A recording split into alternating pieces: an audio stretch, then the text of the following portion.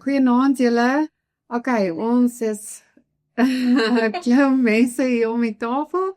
Ons het laasweek begin met Bybelskool. Damien, julle is nou 'n paar nuus wat hier is. Al wat ons hier wil doen is net ons Bybels bietjie beter leer ken.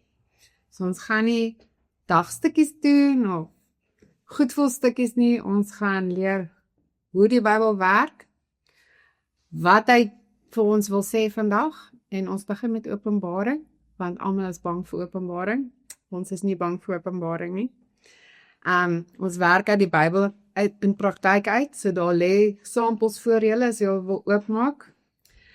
So, ons het gesê laasweek ons gaan bietjie kyk, hoe is die Bybel aan mekaar gesit? Waar kom die boeke vandaan? Hoe werk jy in jou Bybel?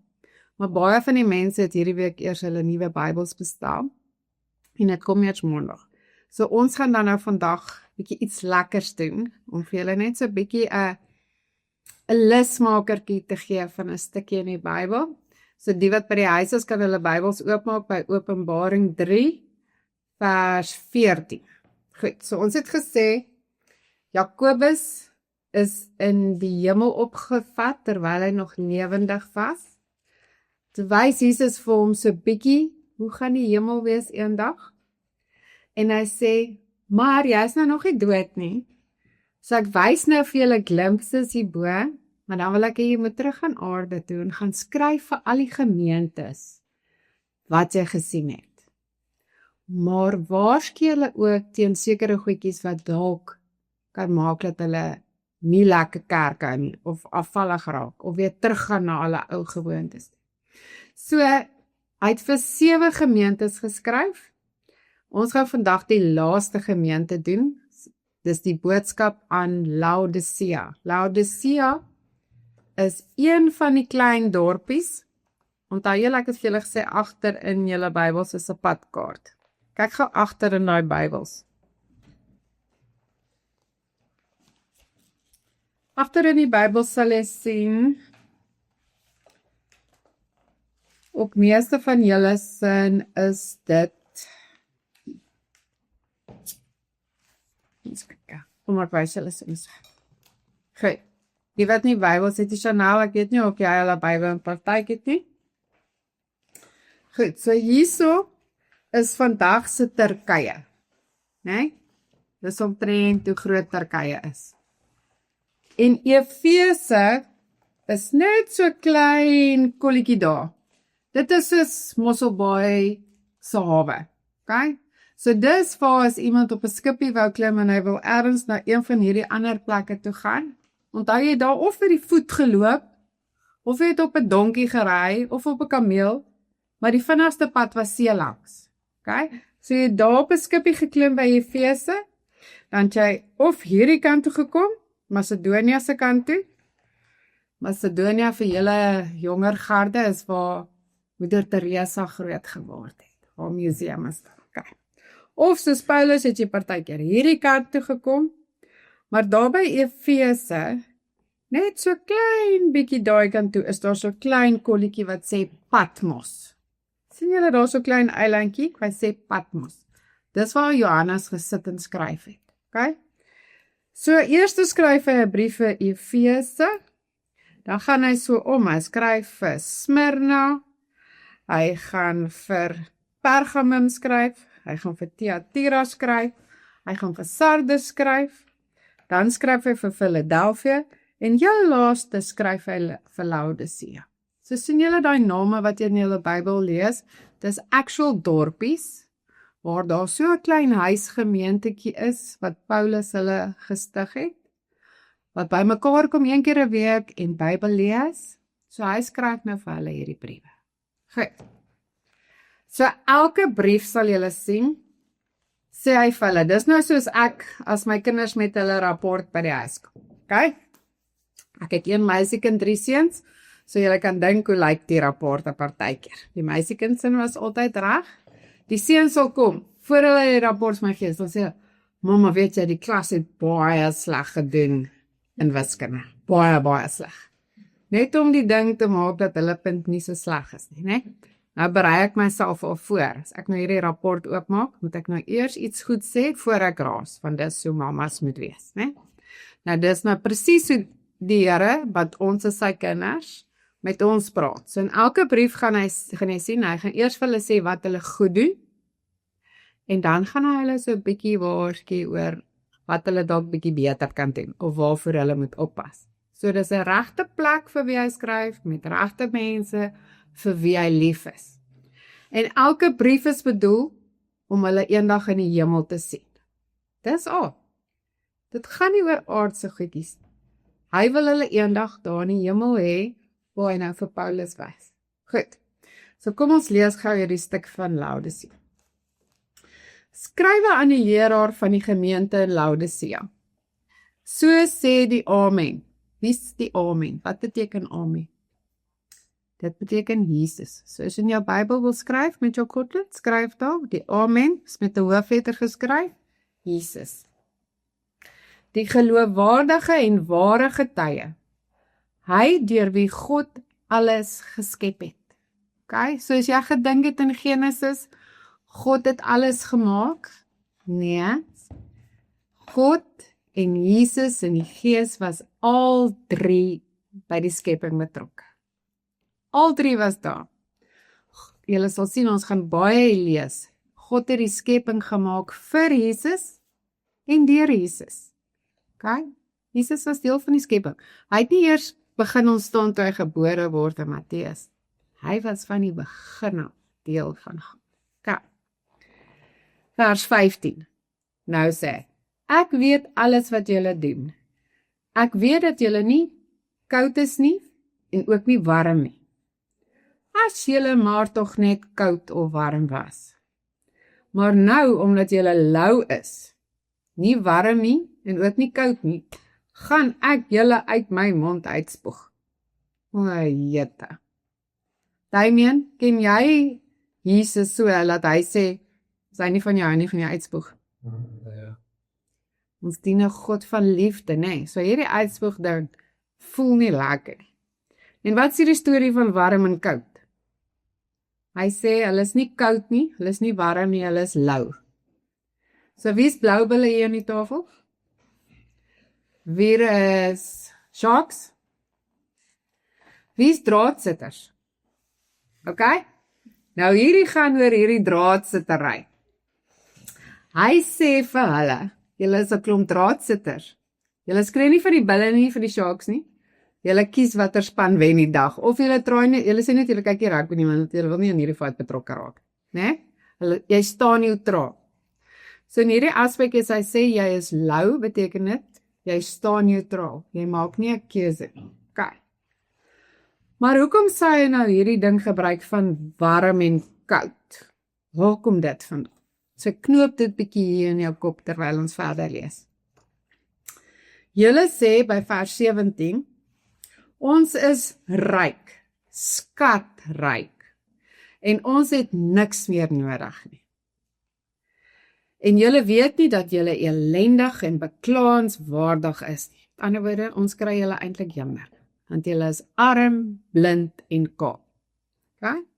So aan die een kant het ons daai ding van hulle is lou. Hier kry ons hulle dink hulle is skatryk. Hulle ry die mooiste kamele en hulle het die duurste goue ringe deur hulle neus en hulle oor. Maar die Here sê vir hulle, julle word eintlik jammer gekry. Daarom raai ek julle aan om by my goud te koop, wat deur vuur gelouter is, sodat julle ryk kan word. En koop wit klere, sodat julle kan aantrek en julle skande, julle naaktheid nie gesien kan word. Goed, so hy sê vir hulle moet ander tipe rykdom besit, en hulle moet ander tipe klere dra, né? Watter klere? Wit. As jy nou in jou mooiste trourok ergens loop en jy neem foto's in jou ma se tuin en jou Staffy of jou groot vreeslike hond kom daar aan hardloop verby jou trourok, dan word 'n wit rok vuil. Okay, so dit gaan die hele tyd gaan oor vuil wees of skoon en wit wees. En koop oogsalf om aan jou oë te smeer, sodat jy kan sien. Waar val ek nou uit met oogsalf? Dan is dit koud en warm, dan is dit ryk, dan is dit wit klere, en nou is die mense sommer blind. Okay? Oogsalf. Ek bestraf en tug elkeen wat ek lief het. Laat dit dan vir julle eens wees en bekeer julle. Kyk, ek staan by die deur en ek klop. As iemand my stem hoor en die deur oopmaak, sal ek by hom ingaan en saam met hom 'n feesmaal hou. Okay? Julle sal sien in die hemel word daar altyd geëet. En gelukkig gaan ons nie vet word nie, né? En ons gaan ons groente hoef te eet nie, ek seker ons gaan van alles hou wat op hy tafel is. Okay, en hy saam met my. Elkeen wat die oorwinning behaal, met ander woorde as hy in die hemel opdaag, sal ek saam met my op die troon laat sit. Ons is koningskinders, né? Net soos ek die oorwinning behaal het en saam met my Vader op die troon sit. Elkeen wat hoor, moet luister na wat die Gees vir die gemeente sê. Sien julle hoe klein stukkie in jou Bybel is dit? En hoe baie goed word aangeraak. Dis soos as jy universiteit toe gaan. En daar staan 'n proffie daar wat nou al 15 jaar dieselfde vak aanbied. Hy begin net praat asof jy alles moet verstaan. Want hy dink jy het voor die tyd jou handboek gaan lees. En nou gaan hy net so 'n bietjie vir jou verder verduidelik. Maar geen student lees voor die tyd. Het julle voor die tyd hierdie stuk gelees? Nee. Is hierdie stuk vir julle de mekaar? Sweer, nee. Wat het oogsalf nou met dit uit? So, onthou nou, die Here het vir mense geskryf wat bestaan, en as jy 'n boer is, dan sal hy vir jou, as hy iets wou verduidelik, terwyl hy op die aarde geloop het, oor boerdery gepraat het, of oor saad wat geplant moet word, of oeste wat gedoen moet word. As jy 'n argitek is, sal hy met jou kom praat oor geboue, en hoe diep jy fondasies moet gehou, laat 'n ding moet staan. Hy sal nie met 'n argitek kom praat oor boerdery. So, die Here het ons gemaak. Hy weet wat jou laat tik. Hy praat met almal in die taal wat hulle verstaan. As julle diereliefhebbers is, gaan hy jou vertel van skapies en bokkies. Okay? So, dis nou hier. Hierdie Laodicea, kan julle nou na julle papiertjie kyk. Ek gaan nou vir julle sê, waar kom hierdie goed vandaan? So die hoofdoel van Laodicea se ding is, hulle moet kies waarvoor hulle staan. Is hulle vir iets, of is hulle teen iets, maar hulle kan nie in die middel draadsitters wees. Okay? Goed. Laodicea se mense het unieke waterprobleem gehad.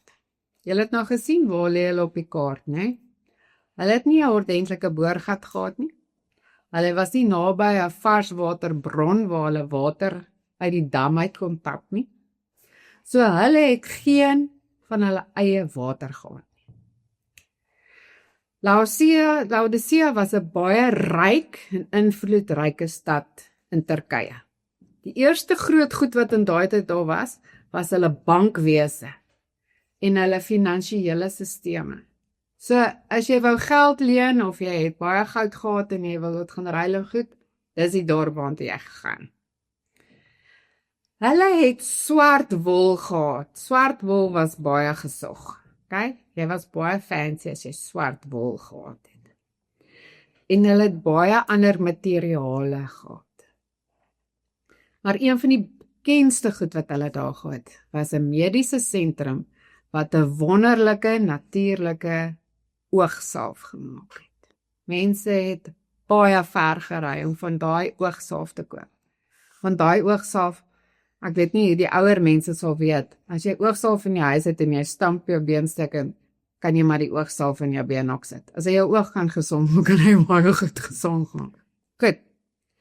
Begin dit nou 'n bietjie vir julle sin maak, hoekom Jesus daai goedjies meel? Okay. So kom ons begin by die eerste een, by die waterbron. Hy het vir hulle gesê, as julle maar koud of warm was, maar nou is julle lou. Hulle moes water inbring deur aqueducts.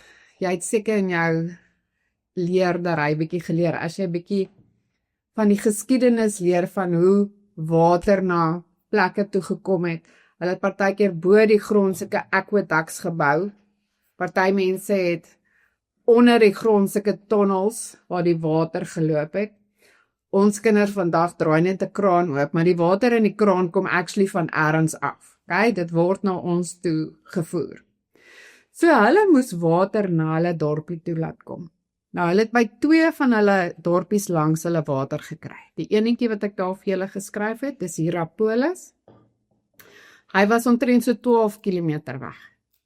Maar Hierapolis was verskriklik bekend vir hulle warmwater minerale baddens. So as jy in daai bad gaan lê en die stoom kom so uit en hy so vol minerale, het mense actually gesond geword wat snaakse siektes het, né? Nou nie miracle goed nie, maar jou vel is beter of sulke goedjies of jou spierpyn is weg van daai warm water. En dan Kolosse of Kolosse, julle moet daai en doodtrek, daar moet nie in wees.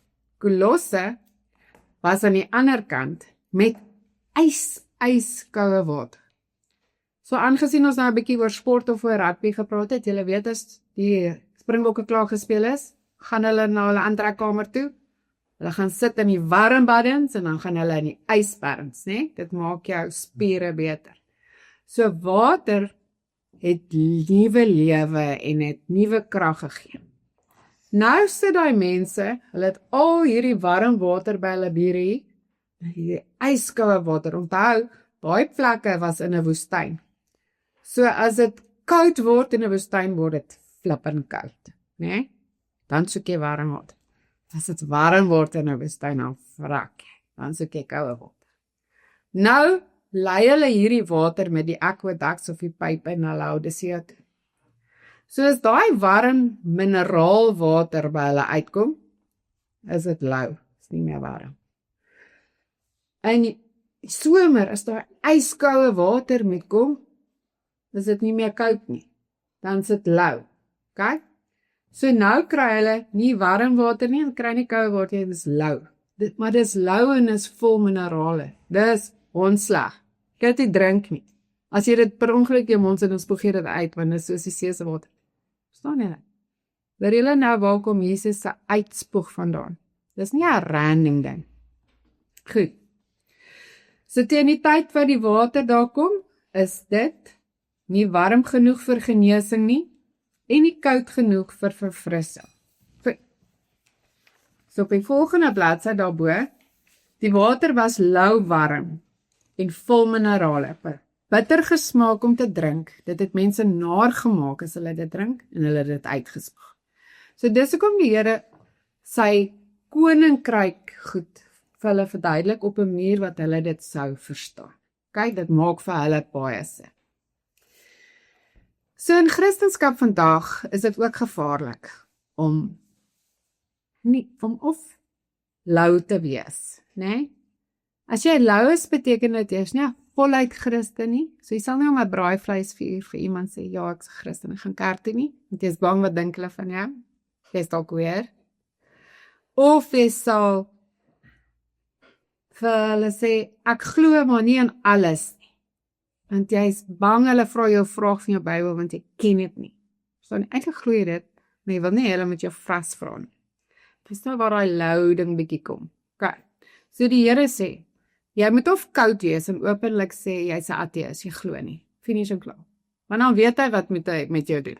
Hy moet jou bearbei, né? Hy moet aan jou werk. Of jy moet 'n warm, lewendige Christen wees en nie bang wees om vir hom te verkondig nie. Nie bang wees om kerk toe te gaan of jou hande vuil te maak of Bybelstudie toe te gaan of vir 'n vriend as hy swak is, ek bid vir jou. Jy hoef nie skaam te wees daarvoor. Maar jy moet nie lou wees. Die lou is baie gevaarlik. Kyk wat is die sinonieme vir lou. Passief, versadig, sonder impak, geloof sonder vuur, sonder krag, sonder beweging. Goed. So die Here vra vir ons, as ons gelowig is, as ons sê ons is warm, moet ons woeker, ons moet hom help. Okay. Goed, die tweede deel. onthou julle, ons het daar gesê, hulle was gesog vir swart wol en tekstiele. So oral in die Bybel sal jy sien, Chanel, as jy ook daar lees, hulle sê, die Here, ons was skarlakenrooi van ons sonde en hy het ons wit gewas so sneeu. Okay? Wit in die Bybel is altyd skoon, vergewe. So nou loop hierdie mense met hulle swart klere rond, met ander woorde niks van die stof of die modder en goed wys nie, nou lyk hulle heeltyd fancy, maar eintlik is hulle klere offer. Hulle moet maar bietjie hulle klere gewas. Waar as jy nou met jou wit kleertjies rondgeloop het, sou jy het ook meer jou klere gewas. So dit is as ons harte vir die Here gee, né? Dan is ons mos nou skoon. Maar ons is nou menslik. Vandag is daar ergens 'n pottel en goue ding en jy ry deur hom, jy bars jou wiel en dan swet jy en alles is verkeerd. Dan spring nou maar weer 'n bietjie vuil goed op, né? So dan moet jy weer sê, jammer Here, vergewe my, begin weer ook. Jy was maar weer jou kleertjies wit. Okay? So dis waar die wit wol vandaan kom. Julle sal ook sien, in die hemel is ons bruilofsklere wit, want al ons sonde, al ons vuilheid is dan afgewas. Okay. En dan die laaste enetjie is daai bekende mediese sentrum. Goed. So vandag nog, as jy oral rondgaan, sal jy sien, daai plekke, soos die dooie see en die goed, hulle het sulke mineraalryke goed. As jy dooie see toe gaan, dan kan jy langs die pad sulke pakke modder koop van die dooie sea salt en 'n Dead Sea scrub en goed. Hulle minerale maak mens regtig gesond. En so was hierdie ouens se oogsalf wêreldbekend. Ouens het met die skepe daar kom stop, salf verkoop, weer daar uit na ander lande toe. Maar die Here sê hulle is blind. Nee, hulle het die beste oogsalf, maar hulle is blind. Daar sê hy, en aan die einde van vers 18 sê hy, nie gesien word nie, en koop oogsalf om in julle oë te smeer, sodat julle kan sien. Met ander woorde, hulle het al hierdie wonderlike goed, hulle het Paulus gehad, hulle het Johannes gehad, hulle het die beste mense by hulle gehad, wat hulle vertel het van die Bybel. Maar hulle twyfel, né? So hy sê vir hulle, smeer 'n bietjie salf van daai oë, dat julle kan sien. So sien julle dat hierdie stuk het niks met wat eendag in Suid-Afrika in 2025 gaan verkeerd loop in Turkye en Trump se bombardering en hier is die einde van die aarde nie. Dis nie 'n bangbak stukkie nie. Dis geskryf vir mense wat dit toe sou verstaan het. En net soos wat hulle dit toe verstaan ons dit nou. Ons weet, as jy iets mekeer, moet jy salf van sit en beter voel.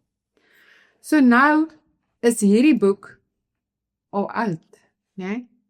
Maar hy is vandag nog geldig. So net soos wat hy geldig was vir hulle, is hy vandag nog vir ons geldig. En as die Here nie kom voor die jaar 3000 nie, gaan hy dan ook nog vir ons kinders en nageslagte geldig wees. So wonderlik het die Here hierdie boek geskryf. Verstaan julle dat hierdie iets vir regte mense met regte probleme was? Dis nie 'n airy-fairy boek. En soos die meeste mense sê, Openbaring is scary. Okay. Dis daar enige vragies of enige ietsie wat julle vanaand gehoor het, wat julle nie geweet het nie, of sal julle 'n bietjie anders oor Openbaring begin dink?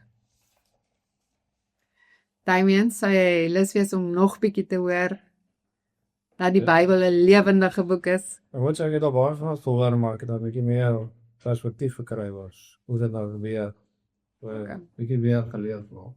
Okay. So, die plan is, dis die langtermynplan, dat julle genoeg leer en vragies vra, dat julle weer vir iemand kan vertel. Né? Al is dit nie dalk eendag vir jou vrou nie, dan kan dit dalk vir jou kinders wees. As jy ouer is, kan dit vir jou kleinkinders wees. Om 'n braaivleisvuur as iemand dalk kom met 'n nonsens teorie, dan sê, weet jy eintlik, dis eintlik vir regte mense geskryf. Dis nie 'n bangmaak boek vir weird mense nie. Hierdie is 'n bemoedigende boek. So vir die wat nou ingeskakel het en die nuwe gaste, dis hoekom ons nogal daarvan hou om in die Bybelpraktyk te werk. Want in die begin, soos ek vir hulle gesê het, aan die begin van elke boek is daar 'n stuk wat sê, wat is die doel van die boek? Wie het hom geskryf? Vir wie is hy geskryf? Né? Want enige iemand wat bang is vir Openbaring het nog nooit dit gelees. Die doel van die boek is om gelowiges te troos en te bemoedig. Klink dit vir julle scary? Nee. As jy nie 'n gelowige is nie, kan jy dalk so 'n bietjie begin wewe. Nee, maar hy sê ook vir die wat nie gelowig is nie, wat jy moet doen om gered te word. Maar die hoofdoel van hierdie boek is om jou te troos. Nou net om gou-gou vir julle saam te vat. Julle gaan nou nog baie hoor van Johannes, né? Nou Johannes sê, sommer in die Bybel vir ons, hy was Jesus se gunsteling disipel, okay? Hoekom hy dit sê? Want hy was net altyd saam met Jesus. Op die aarde was hy die langste saam met Jesus. Hy was langer saam met Jesus as enigiemand anders, okay? Hy was so lank saam met Jesus tot voor sy dood is hy tot in die hemel het Jesus hom gaan wys, okay? So, as jy jou lewe lank vir die Here gewerk het, en Johannes moet nou doodgaan, Jesus het hom net gekom haal en sê, "Chom, jy het jou beste gedoen. Jy het die fight end uitgefight. Jy is nou gereed om na my toe te kom, maar kom kyk, jy hoef nie bang te wees nie. Kom kyk net hoe lekker is dit hier by my." Okay? En dan voordat jy doodgaan, vertel net gou vir die ander gemeentes ook. Al word hulle nou verdruk, al word hulle getoets. Dis 'n amazing plek waar hulle heen kom. Hulle moenie vasgevang voel daar nie. En dis waaroor die boek gaan. Dis om Johannes en ons almal wat glo te bemoedig en te sê, "It's a great plek. Sorg dat jy hier uitkom." As jy nie uitkom nie, is jy bietjie in die moeilikheid. Maar as jy uitkom, is dit die wonderste plek om te wees. So vir die van julle wat al mense aan die dood afgestaan het, of wat self bang was vir die dood, of wat gewonder het, hoe oorleef mense wat 'n klein kindjie aan die dood afstaan? 'n Gelowige kan dit oorleef. Want dis ons troos en ons hoop, né? Ons wat agterbly kry sorg. Ons verlang. Ons wonder hoekom. Maar die ou wat dood is op 'n baie beter plek. En die oomblik wat ons dit begin besef, dan verstaan mens partykeer is iemand wat gelowig is, dalk bietjie 'n siekbed moet hê. Want dit is gewoonlik nie iets met die ou wat in die siekbed lê te doen het. Dis sodat iemand anders tyd het om vrede te maak, of om gelowig te word, want hier sien hy 'n gelowige wat suffer, en die ou stuur nie liewe Jesus in sy glorie. Die ou hou aan glo, né? So die dood, as jy weet waar jy heen gaan, is dit een van die amazingste prosesse of goed wat kan gebeur. Dis maar die mense wat agterbly, wat sukkel. So, ons het al soveel mensies, en julle wat hier by Bardelino werk ook en goed. Ek meen, hier sit Tannie Aida, dis die amazingste vrou. Sy is al 7 of 97, sit nou in my Montveld. En in die oggend as ek vir haar hallo sê en sy sê, "Ag nee, die doodsengel het my alweer gemis gestaan." En dan wil my kinders 'n oorval kry, want hoe kan die Tannie nou dit sê? Sy weet jy wat, ek het 'n vol lewe gehad. Ek het almal gesien, almal het gegaan, ek het alles gedoen wat ek wou. Ek kan nie wag om in die hemel te kom nie. Want haar verstand is 110% as mens so iets kry. Maar haar liggaampie is besig om te gaan. So sy kan nie wag om haar verheerlikte liggaam te kry in die hemel. En hoe amazing is dit, dat jy weet, daai Tannie gaan so happy wees as sy môreoggend nie wakker word nie. Dit is weird, né? Mens kan nie nou dit indink nie. Maar vir gelowiges moet dit wees hoe jy voel oor die dood. En dis wat jou moet troos as iemand anders dood is wat gelowig is. Okay. So, ek is seker Johannes het teruggekom en gesê, okay, ek het gesuffer.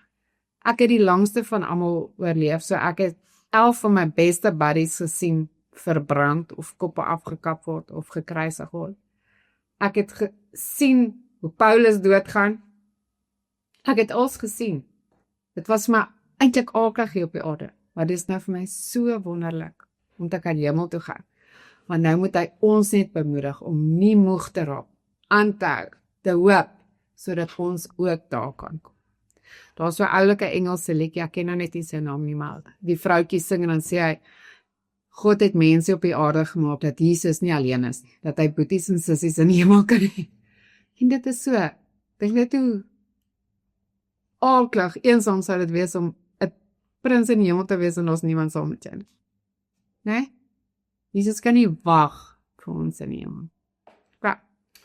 Goed, as dit reg is met julle, gaan ons net gou ons oogies toemaak en afsluit en dan kan ons daar. Heilige Here, dankie dat U so welkom is by ons. Dankie dat ons weet, waar 2 of meer by mekaar is, sal U meer en meer moeite doen om die brood van die lewe en die water van die lewe vir ons te gee. Here, help ons, laat ons dit wat ons leer, sal in ons harte gaan bære. Help ons, laat ons onthou, iets stories vertel, sodat ons dit kan onthou. Dis nie net teorie nie, dis praktiese stories, wat ons in ons ore kan knoop. Jy het dit vir mense gegee, waar hulle regtig met sulke goed besig is, sodat hulle daarin kan leef. Dis nie 'n fairy tale boek, wat vir iemand lank gelede, of vir iemand ver in die toekoms geskryf is nie. Here, help ons, dat ons elke dag vir U dankie kan sê, dat ons Bybels kan hê. Daar's soveel lande waar mense nie eers Bybels by hulle mag hê nie. Mag ons weet hoe bevoorreg ons is, en dat ons begin om hierdie skat oop te maak, en te sien wat U vir ons daarin wil gee. Dankie Here vir al U liefde. Amen. Voor ons afsluit, het ek laasweek vergeet om vir julle te sê, onthou net, hierdie is vir die lekker, né? Vir die lekker op aarde, om die aarde vir jou beter te maak. As jy jou hart vir die Here gegee het, is jy gered. Maak is ook hoe goed jy jou Bybel ken. Maar dink net hoe amazing is dit, as jy al hierdie skat hier op die aarde kan beleef, en nie te wag eendag vir die hemel, laat die Here dit vir jou vertel, en laat jy mense kan bemoedig. So maak is ook of jy jou Bybel ken of nie ken nie, wens met jou saligheid uit te woon. Dit maak net die lewe soveel lekkerder en soveel meer opwindend en jy gaan soveel meer goed verstaan. Ja, reg met julle. Goed, as die Here ons paar sien ons mekaar volgende week, selfde tyd, selfde plek. Dankie.